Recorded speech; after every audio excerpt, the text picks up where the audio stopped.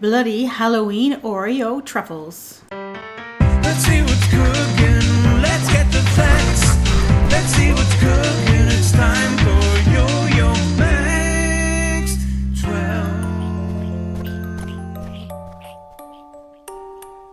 Hello everyone, these are so easy to make and they are delicious. Starting off with some Oreo cookies. I'm making a half recipe, so I'm going to crush up about 7 ounces of Oreo cookies, half a package.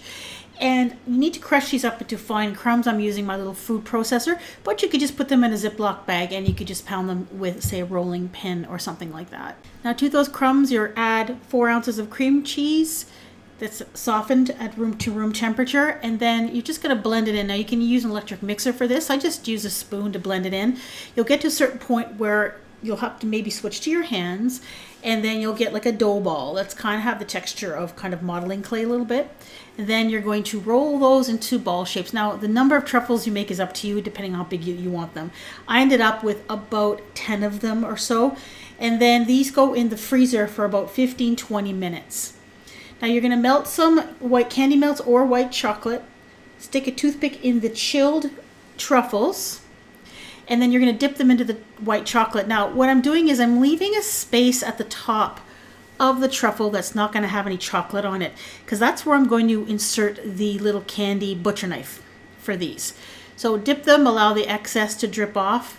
I usually kind of just scrape the bottom just a tiny little bit just to get the excess so you don't get a puddle. And I put them on some waxed paper and I allow them to harden. Then I just took the toothpicks out. And then I just dug out a little bit of the truffle using the tip of a sharp knife just to make a little space for that butcher knife that I'm going to be putting in there, that candy butcher knife. If you don't, just press the butcher knife into there. I was afraid that it was just going to crack the truffles. Now these are the little candy butcher knives that I bought. These I purchased from the Bulk Barn, but they are made by Wilton, and you probably can get them online or even at like a craft store or something like that. So I just dipped the end of the butcher knife into some melted white chocolate and then pushed it into the truffle ball. Just a little bit, just so that it's sticking in and you can still see what it is. Once the white chocolate around the little butcher knives were hardened, I used some red decorating gel just to cover up the rest of the truffle that you can see.